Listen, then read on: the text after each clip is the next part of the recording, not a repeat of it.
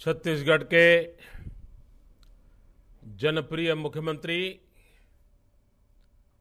Doctor Raman Singh ji, केंद्र में मंत्रिपरिषद के मेरे साथी श्रीमान नितिन गडकरी जी, श्रीमान सर्बानंद जी, वहां मंच पर विराजमान राज्य के मंत्री परिषद के सभी सदस्य, वहां उपस्थित अन्य सभी वरिष्ठ महानुभाव और भारत के कोने कोने से आए हुए मेरे नौजवान साथियों, आज 12 जनवरी स्वामी विवेकानंद जी की जन्म जयंती हम युवा दिवस के रूप में मनाते हैं। इस देश में दो महापुरुषों को इस देश का युवा विशेष रूप से नमन करता रहा है। अगर कोई हमारे सामने भगत सिंह का नाम दे या कोई हमें स्वामी विवेकानंद की याद दिला दे, तो उसी पल हमारा माथा उन महापुरुषों के चरणों में झुक जाता है। बहुत ही छोटी आयु में कोई क्या कर सकता है, अगर जीवन में संकल्प का सामर्थ्य हो, संकल्प के लिए समर्पित भाव हो और जीवन आहूत करने की अदम्य इच्छा हो, तो व्यक्ति के लिए उम्र कोई मायना नहीं रखती है। मेरे सामने देश के हजारों युवक बैठे हैं। वो हिंदुस्तान के कोने कोने से आए हैं। उनका लालन पालन अलग अलग हुआ है। उनकी खान पान की आदतें अलग हैं, उनकी बोली अलग है, उनका पहनाव अलग है, लेकिन उसके बावजूद भी ये सारे नौजवान किस एक बात से जुड़े हुए हैं। उनके मन मंदिर में एक मंत्र लगातार गूंजता रहा है और वही हम सबकी प्रेरणा है। और वो मंत्र क्या है? आजादी के आंदोलन के समय जिस वंदे मातरम की गूंज ने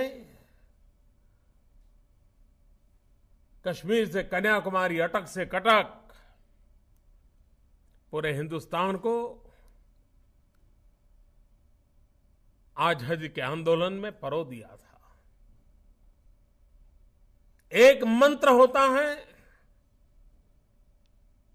जो जीवन में कुछ कर दिखाने की प्रेरणा बन जाता है। आज वही मंत्र, चाहे हम उसको भारत मां की जय के रूप में कहते हो, चाहे हम वंदे मातरम के रूप में कहते हो,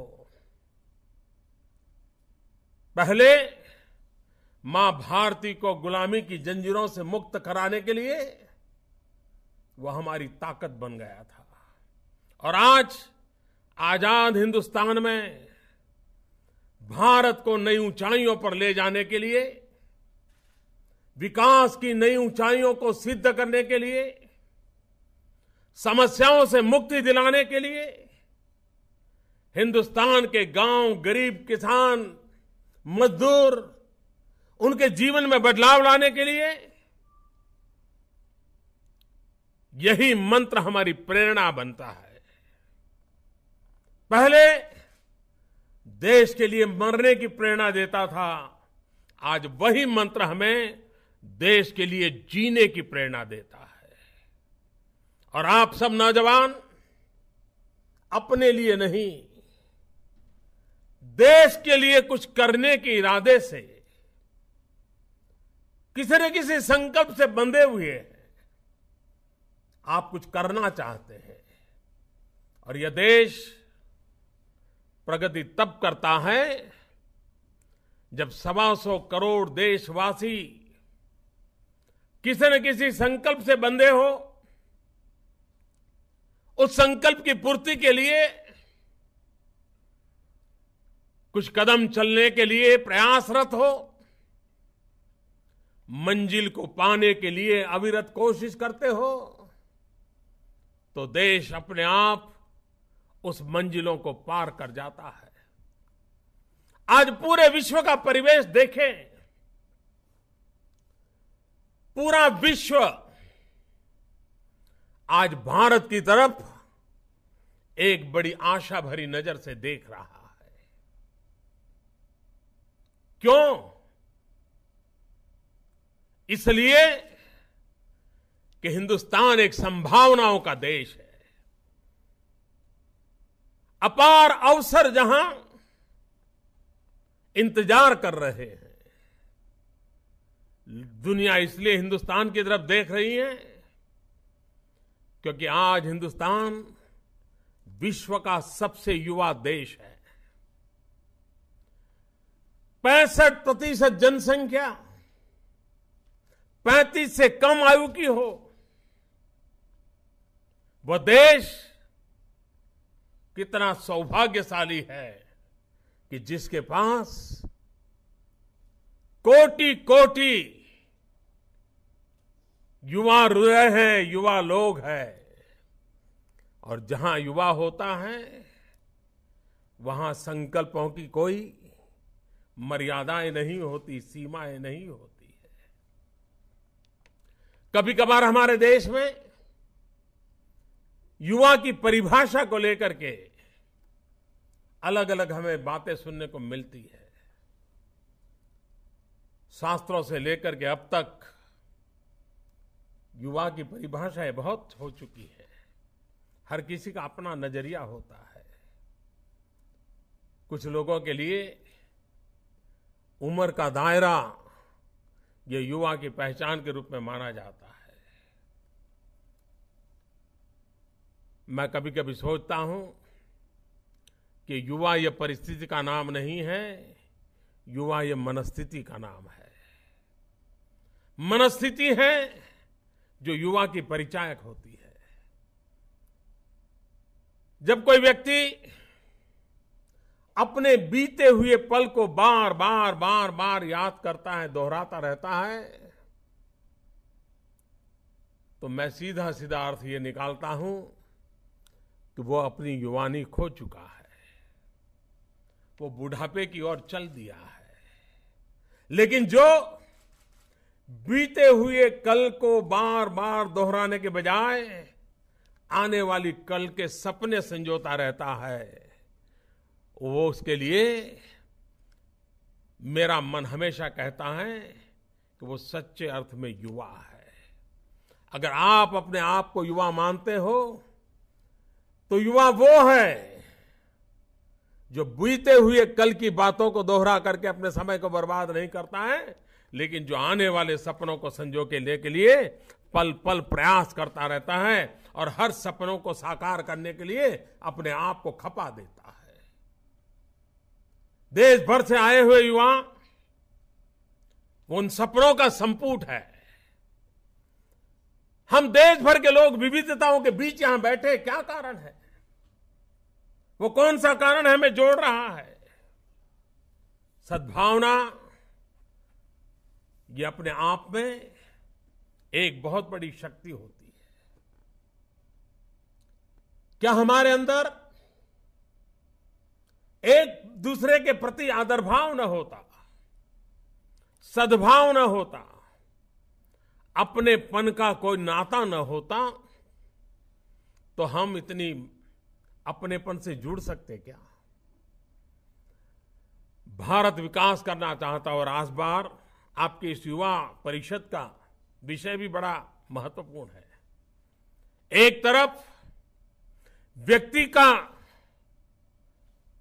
उसके सामर्थ्य का और युवा से जुड़े हुए विषय को लेकर के आया है, उसका एक पहलू है स्किल, दूसरा है भारत का क्या हो तो कहते हैं विकास, और तीसरी बात आपने कही है कैसे हो तो वो है सद्भाव। क्या, क्यों, कैसे, इस बात को लेकर के इस समारोह को आप 4 दिन चर्चा के लिए आज प्रारंभ कर रहे हैं। अगर हमारे देश में एकता नहीं होगी, जन जन के प्रति सद्भाव नहीं होगा, आदर भाव नहीं होगा, दूसरे की परंपराएं, दूसरे की विचार, उसके प्रति अगर सम्मान का भाव नहीं होगा, तो शायद भारत को प्रगति में रुकावटें आएगी, विकास में रुकावटें आएगी। और इसलिए समय की मांग है और हर नौजवान के जीवन का एक व्यवहार है कि हम शांति, एकता, सद्भावना, जो भारत जैसे विविधताओं से भरे हुए देश के लिए प्रगति की गारंटी है। भारत के पास सब कुछ हो, धन हो, दौलत हो, बेशुमार पैसे हो, हर नौजवान को नौकरी हो, हर परिवार में सुख और संपन्नता हो, लेकिन अगर देश में शांति, एकता और सद्भावना नहीं होगी तो वो सारी संपत्ति किसी के काम नहीं आएगी, न वो देश का गौरव बढ़ाएगी, न आने वाली पीढ़ियों के लिए भविष्य का कोई रास्ता बनाएगी। और इसलिए हम विकास कितना ही करें, कितनी ही ऊंचाइयों को पार करें, लेकिन शांति, एकता और सद्भावना ये भारत की पहली आवश्यकता रहती है। और भारत ने दुनिया को दिखाया है कि जिस देश के पास सैकड़ों बोलियां हो, अनेक भाषाएं हो, अनेक परंपराएं हो, अनगिनत विविधताएं हो, उसके बाद भी साथ जीने मरने का स्वभाव हो, ये हमारी बहुत बड़ी विरासत है जो हमारे पूर्वजों ने हमें दी है, स्वामी विवेकानंद जैसे महापुरुषों ने दी है। और इसे हमने संजो के रखना है। वेद से विवेकानंद तक और उपनिषद से उपग्रह तक हम इसी परंपरा में पले बढ़े हैं। उस परंपराओं को बार बार स्मरण करते हुए, संजोते हुए भारत को एकता के सूत्र में बांधने के लिए सद्भावना का सेतु, उसको हम जितना बल देते रहना होगा। उसी प्रकार से अगर व्यक्ति के जीवन में सामर्थ्य नहीं होगा तो राष्ट्र के जीवन में सामर्थ्य कहां से आएगा? 21वीं सदी एशिया की सदी है कहते हैं। 21वीं सदी हिंदुस्तान की सदी बन सकती है कैसे? जब हम हमारे देश के युवा शक्ति के सामर्थ्य को पहचाने, विकास यात्रा में उसको परोएं और विकास की ऊंचाइयों को पार करने के लिए उसे हम अपना भागीदार बनाएं, तब जाकर के हम राष्ट्र के सपनों को पूरा कर सकते हैं। अनेक मार्ग है, उसमें एक महत्वपूर्ण मार्ग है हुनर, स्किल डेवलपमेंट। हमारे देश के नौजवान के हाथ में सिर्फ कागज और कलम होगी तो देश आगे नहीं बढ़ सकता है। अपार ज्ञान का भंडार तो हो ही हो, कागज और कलम का सामर्थ्य तो हो ही हो, लेकिन देश को आगे बढ़ने के लिए हुनर चाहिए, स्किल चाहिए। बदले हुए युग में जहां टेक्नोलॉजी एक महत्वपूर्ण रोल अदा कर रही है, भारत के एक मैन्युफैक्चरिंग हब बनने की संभावना है। अगर भारत दुनिया का एक मैन्युफैक्चरिंग हब बन सकता है तो उसकी पहला कारण यह नहीं है कि हमारे पास रॉ मटेरियल है, पहला कारण यह नहीं है कि हमारे पास मार्केट है, पहला कारण यह नहीं है कि हमारी आवश्यकता है, पहला कारण यह है कि हमारे देश के पास, नौजवानों के पास अगर हुनर है तो वो सबसे बड़ी ताकत है। और इसलिए हमारी सरकार ने स्किल को, हुनर को बहुत महत्व दिया है। देश की आजादी के बाद पहली बार स्किल डेवलपमेंट एक अलग मिनिस्ट्री बनाई गई, स्किल डेवलपमेंट की अलग पॉलिसी बनाई गई, स्किल डेवलपमेंट के लिए अलग बजट बनाया गया। और हिंदुस्तान में एक ऐसी जाल बिछाने की कोशिश है कि गरीब से गरीब व्यक्ति, अनपढ़ से अनपढ़ व्यक्ति भी अपने जीवन में कुछ करने के लिए इच्छा करता है तो उसको सीखने का अवसर मिलना चाहिए, उसके हाथ में कोई हुनर होना चाहिए। और वो हुनर को प्राप्त कराने के लिए सरकार पुरजोश प्रयास कर रही है।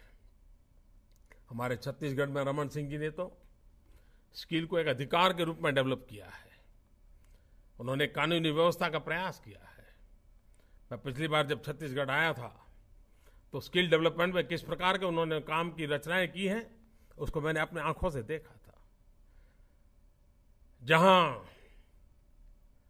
नक्सलवाद नौजवानों को गुमराह करने के लिए भरपूर कोशिश करता है, उसी इलाके में उसकी छाती पर स्किल डेवलपमेंट के द्वारा सपनों को सजोने के प्रयास छत्तीसगढ़ में हो रहे हैं। ये बधाई के पात्र है। और जब आप छत्तीसगढ़ में हैं तो आपको बहुत सी बातें सुनने को मिलेगी कि नौजवानों के विकास के लिए क्या क्या वहां हो रहा है। मैं यही आपसे कहना चाहता हूं कि हम भी इस बात को लेकर के आगे बढ़ना चाहते हैं कि देश में स्किल डेवलपमेंट को कैसे बल दिया जाए। स्किल डेवलपमेंट से मैं एक बात आप नौजवानों से कहना चाहता हूं। दुर्भाग्य से हमारे देश में हम लोगों ने एक ऐसी मनस्थिति बना ली है, जो दिमाग से काम करता है वो बड़ा है और जो हाथ से काम करता है वो छोटा है। इस मनस्थिति को बदलना पड़ेगा। हम हमारी मां का इतना सम्मान करते हैं, मां का आदर करते हैं। हमारी मां कहां, बहुत कम लोग होंगे जिसकी मां को दिमाग से काम करने का अवसर मिला है। बाकी सब हम लोग ऐसे हैं जिनकी मां हाथ से काम करती है, कपड़े धोती है, खाना पकाती है, झाड़ू लगाती है, और उस मां का हम सम्मान करते हैं, मां का गौरव करते हैं। लेकिन समाज में हाथ से काम करने वाला हमें छोटा लगता है। बढ़िया कपड़े पहन करके टेबल कुर्सी पर बैठा हुआ बाबू हमें बड़ा लगता है, लेकिन हमारी ऑटो रिक्शा का ड्राइवर हमको छोटा लगता है। कोई प्लम्बर, कोई मैकेनिक, कोई टर्नर, कोई फीटर, कोई वायरमैन, कोई फूलों का गुलदस्ता बनाने वाला, ये हमें छोटे लगते हैं। हमारी ये मानसिकता हमें बदलनी होगी। हमें उनके प्रति भी सद्भाव पैदा करना होगा, और सद्भाव तब होगा जब शुरुआत समभाव से होगी। मेरे में और उसमें कोई अंतर नहीं है, हमारे और उसके बीच में एक समभाव है। जब समभाव होगा तो सद्भाव अपने आप पनपने लग जाएगा। और इसलिए white collar job and blue collar job, ये शब्द हमारे यहां चल रहे हैं। जो अपने पैरों पर खड़ा है, जो अपने हाथ की ताकत से अपनी जिंदगी बनाता है, जिसकी उंगलियों में नया करने का दम होता है, उससे बड़ा गौरव करने के लिए क्या हो सकता है। और इसलिए हम स्किल डेवलपमेंट पे बल देना चाहते हैं। हम समाज में एक मनोवैज्ञानिक बदलाव लाना चाहते हैं। कोई काम छोटा नहीं होता और इसलिए हमने एक मूवमेंट चलाया है, श्रम एव जयते, डिग्निटी ऑफ लेबर। हम बल दे रहे हैं उस पर। और इसलिए कभी कभी क्या लगता है, कितना ही गरीब व्यक्ति हो, उसके मन में मनोवैज्ञानिक प्रभाव पैदा हो गया है कि जब तक बेटा ग्रेजुएट नहीं होता, मां बाप को भी संकोच होता है कि कोई रिश्तेदारों को परिचय क्या करवाए। और इसलिए उसको लगता है ग्रेजुएट होना बहुत अनिवार्य है। लेकिन क्या 7वीं कक्षा पास, 10वीं कक्षा पास बेटा आईटीआई में गया हो और टेक्निकली बड़ा सामर्थ्यवान हो, तो उनको संकोच होता है परिचय करवाने में। ये साइकोलॉजी को बदलना है। ये आवश्यक नहीं है कि हमारे पास ग्रेजुएट होने का प्रमाण पत्र हो और बेरोजगारी की जिंदगी हो। हम 7वीं क्यों ना पास हो, 10वीं पास क्यों ना हो, हमारे हाथ में हुनर होना चाहिए और अपने पसीने से पैसों को पैदा करने की ताकत होनी चाहिए। ऐसी समाज की अवस्था होनी चाहिए। और इसलिए नौजवानों में बल देने का प्रयास हम कर रहे हैं। हम विकास की ओर जाना चाहते हैं। और विकास का मेरा सीधा सीधा मतलब है देश के गरीबों की जिंदगी में बदलाव, हिंदुस्तान की गांवों की जिंदगी में बदलाव, गांव में अच्छी शिक्षा हो, गांव में अस्पताल हो, बच्चों को पढ़ने के लिए अच्छा टीचर हो, बूढ़े अगर बीमार हैं तो अच्छा डॉक्टर हो, सस्ती दवाइयां हो, रहने के लिए अच्छा घर हो, गांव में आने जाने के लिए अच्छे रास्ते हो, पीने के लिए शुद्ध पानी हो। आजादी के इतने सालों के बाद भी हम इसको पूरा नहीं कर पाए। उसको पूरा करना एक हमारा दायित्व है। और विकास यही विकास है। विकास यानी ये नहीं है कि हम कितने बड़े बड़े भवन बनाते हैं और कितने बड़ी संख्या में बाबुओं को तैयार करते हैं। और इसलिए हमारा विकास का मॉडल सामान्य मानव की जिंदगी में बदलाव लाना। और सामान्य मानव की जिंदगी में बदलाव लाने के लिए हमने स्किल डेवलपमेंट को महत्व दिया है। आने वाले दिनों में 4 दिन के बाद 16 तारीख को हम एक कार्यक्रम को लॉन्च कर रहे हैं, startup India, stand up India. हमारे देश के नौजवानों के पास कल्पकता के वो धनी है, अनेक नई चीजों की वो उनके पास सोच है, समस्याओं के समाधान के लिए वो रास्ते खोजते हैं। हमारे यहाँ गांव में हमने देखा होगा, खेत में काम करने वाला व्यक्ति भी अपने आप एक टेक्नोलॉजी डेवलप कर देता है और उस टेक्नोलॉजी से अपना काम कर लेता है। अपनी एक ही मोटरसाइकिल होगी, उस मोटरसाइकिल से 10 प्रकार के काम लेना गांव का आदमी जानता है। इसका मतलब कि हमारे पास इनोवेटिव सोच, इनोवेशन, ये भारत के पास है। लेकिन उसे प्रतिष्ठा कैसे मिले, पुरस्कार कैसे मिले, प्रोत्साहन कैसे मिले, आगे बढ़ने के लिए रास्ता कैसे मिले, उस दिशा में सरकार एक गंभीरता से सोच करके उस योजना को लागू कर रही है। 16 तारीख को जब ये बड़ा कार्यक्रम होगा, आप भी अपने अपने इलाके में कहीं पर वीडियो कॉन्फ्रेंस के द्वारा अगर इस कार्यक्रम में शरीक होते हैं तो आपने शरीक होने का प्रयास करना चाहिए। और स्किल डेवलपमेंट का नेक्स्ट स्टेज होता है स्टार्टअप इंडिया। उसी प्रकार से सरकार ने एक मुद्रा योजना घोषित की है, प्रधानमंत्री मुद्रा योजना। हमारे देश में बहुत लोग हैं जिनके पास कुछ करने की इच्छा है, लेकिन पैसों के अभाव में कर नहीं पाते।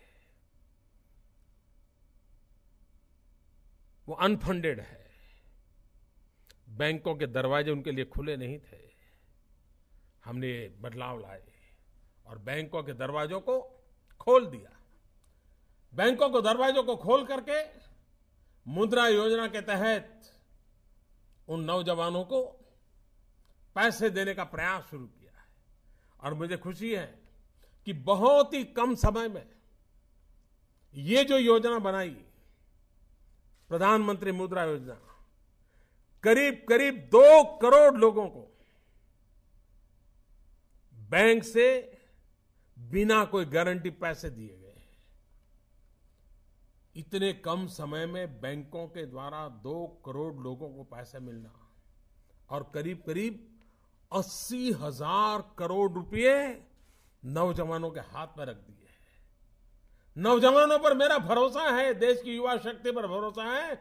देश के सपने अगर कहीं पर निवास करते हैं तो देश की युवा दिलों में रहते हैं, और इसलिए उस पर हमने ध्यान केंद्रित किया है। मैं चाहता हूं कि जो लोग कुछ कर गुजरना चाहते हैं वे नौकरी की तलाश क्यों करें, अपने पैरों पर खड़े क्यों न हो। मैं नहीं चाहता हूं मेरे देश का नौजवान जॉब सीकर बने, मैं चाहता हूं मेरे देश का नौजवान जॉब क्रिएटर बने। मैं ऐसी जिंदगी जीऊंगा कि 2, 4 और 5 लोगों को मैं कोई न कोई रोजगार दूंगा। ये भी हमारा सपना होना चाहिए।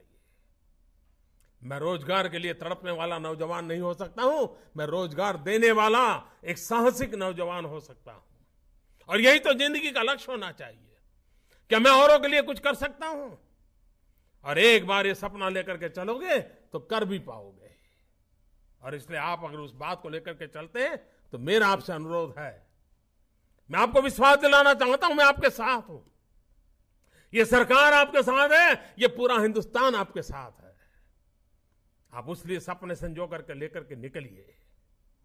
और इसीलिए स्किल डेवलपमेंट का अपना एक महत्व है, startup India, stand up India का महत्व है, प्रधानमंत्री मुद्रा योजना का महत्व है। मैंने अभी एक स्वच्छता का अभियान चलाया है। 15 अगस्त को मैंने लाल किले से कहा था, लेकिन मैं आज गर्व से कह सकता हूं कि वो स्वच्छता अभियान किसी प्रधानमंत्री का अभियान नहीं है, कोई नरेंद्र मोदी का अभियान नहीं है। देश के हर नागरिक ने इसको अपना बना लिया है। हर कोई उसमें कुछ न कुछ करना चाहता है। अभी मैंने कहा 26 जनवरी को हमारे महापुरुष के जितने स्टैच्यू हैं उसकी सफाई एक नागरिक के नाते हम क्यों न करें। और मेरे पास खबरें हैं कि देश भर में इतने नौजवान आगे आए हैं, इतने स्कूल कॉलेज आगे आई हैं, इतने संगठन आगे आए हैं। इवन मुझे बताया गया नेहरू युवा केंद्र हो, एनसीसी हो, एनएसएस हो, ये सब लोग मैदान में आए हैं। सबने तय कर लिया है कि अब हमारे गांव में महापुरुषों के स्टैच्यू और वो परिसर हम गंदा नहीं रहने देंगे। कुछ लोगों ने तो 26 जनवरी का भी इंतजार नहीं किया है, ऑलरेडी काम शुरू कर दिया है। यही तो देश की ताकत होती है। लेकिन पहला एक समय था, हम सब देखते थे हाँ ये महापुरुष की प्रतिमा है, फिर बात भी करते देखो यार कितना गंदा है, कोई संभालता नहीं है। आज हर कोई चर्चा करता है यार ये हमारे गांव का अंदर ये 6 महापुरुषों के पुतले हैं, उसकी सफाई हम करेंगे। एक नया माहौल बना है। नेहरू युवा के केंद्रों के और एनएसएस एनसीसी के नौजवानों ने इसका बीड़ा उठाया है। मुझे विश्वास है बहुत बड़ी सफलता मिलेगी। इस बार आप पिछले करीब 20 साल से ये समागम करते आए हैं। मेरी आपसे आग्रह है, मेरा आपसे अनुरोध है, इस बार जाने से पहले आप 2019 का कोई संकल्प लेकर के जा सकते हैं क्या? और 2019 तक हम इतना करेंगे। मैं 2019 इसलिए कह रहा हूं कि 2019 महात्मा गांधी की 150वीं जयंती है। महात्मा गांधी को स्वच्छता बहुत पसंद थी। 2019 तक का हमारा कोई टाइम टेबल बना के हम जा सकते हैं क्या? और हम हर महीना उसका लेखा जोखा लें, हिसाब किताब करें, संकल्प तय करें, योजना बनाएं, रोड मैप बनाएं और आंखों को दिखने वाला परिवर्तन ला करके रहें। और दूसरा सपना 2022 का हम लें, एक 2019 का हमारा रोड मैप और दूसरा 2022 का रोड मैप। 2022 इसलिए कि भारत की आजादी के 75 साल हो रहे हैं। हिंदुस्तान की आजादी के 75 साल हम कैसे मनाएंगे, अभी से हम कैसी तैयारी करेंगे, हम अपने आप को उसके लिए कैसे सज्ज करेंगे, हमारी अपनी संस्था हो, हमारा परिवार हो, हम व्यक्ति हो, हम खुद क्या कर सकते हैं, इस पर हम सोचें। और इसलिए रायपुर से अब जब निकले तब 2019 और 2022 कोई न कोई लक्ष्य निर्धारित करके उसका रोड मैप निकाल करके निकलिए और उसके लिए कौन समय देगा, कितने घंटे देगा, उसके संकल्प लेकर के चलिए। उसी प्रकार से मैं विशेष रूप से नौजवानों को एक बात के लिए आभार व्यक्त करना चाहता हूं कि आज के इस युवा समारोह के लिए मैंने देश के नौजवानों को आग्रह किया था कि आप मुझे नरेंद्र मोदी ऐप, आप मोबाइल पर उसको डाउनलोड कर सकते हैं, नरेंद्र मोदी ऐप पर अपने सुझाव भेजिए। मुझे इस बात का गर्व है कि देश के हर कोने से हजारों नौजवानों ने मुझे हजारों सुझाव भेजे।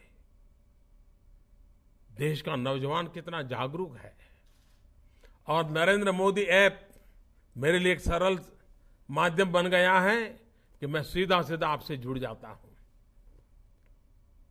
मैं उन सभी नौजवानों का अभिनंदन करना चाहता हूं जिन्हें मुझे समय निकाल करके, सोच करके देश के काम आने के लिए अपने विचारों से लाभान्वित कराया।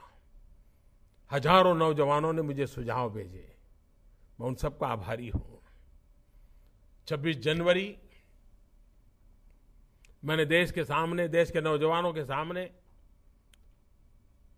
एक विषय रखा है और मैंने आग्रह किया कि हमारे यहां चर्चा होनी चाहिए। अधिकार और कर्तव्य। भारत के संविधान ने हमें दोनों जिम्मेवारियां दी हैं, लेकिन आजादी के बाद ज्यादातर हम लोगों की प्राथमिकता अधिकार पर रही है।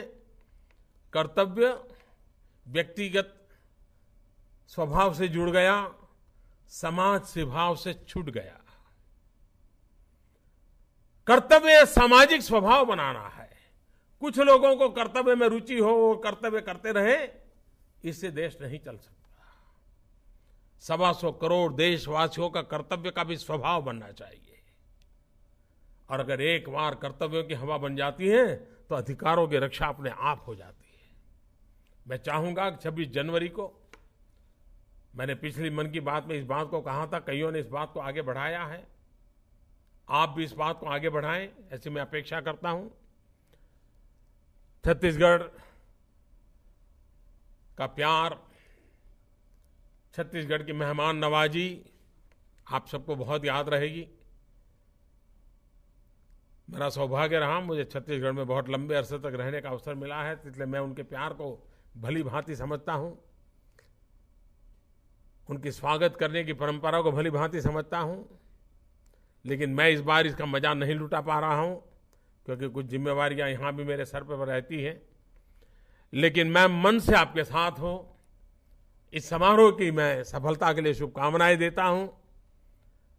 और आप देख सकते हैं कि संकटों के बीच में भी कैसी जिंदगी गुजारी जा सकती है।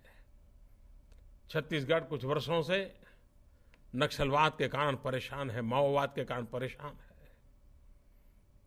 और मैं नौजवानों को कहता हूं, हमारे हाथ में हुनर होना चाहिए। हत्या करने के लिए हमारा हाथ कभी काम नहीं आना चाहिए। यह हाथ हुनर से नए सपनों को संजोने के लिए काम आना चाहिए। यह हाथ किसी के सपनों को समाप्त करने के लिए हत्या का कारण नहीं बनना चाहिए। छत्तीसगढ़ के नौजवानों ने माओवाद की इस भयानकता के बीच भी छत्तीसगढ़ को आगे बढ़ाने का भरपूर प्रयास किया है। छत्तीसगढ़ को नई ऊंचाइयों पर ले जाने की कोशिश की है। संकटों के बीच भी समाधान के रास्ते निकाले जा सकते हैं, संकटों के बीच में भी विकास की यात्रा की जा सकती है, संकटों के बीच भी संकल्पों को पूरा किया जा सकता है। ये छत्तीसगढ़ से हम अनुभव कर सकते हैं।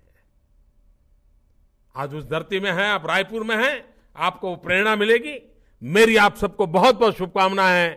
और हमारे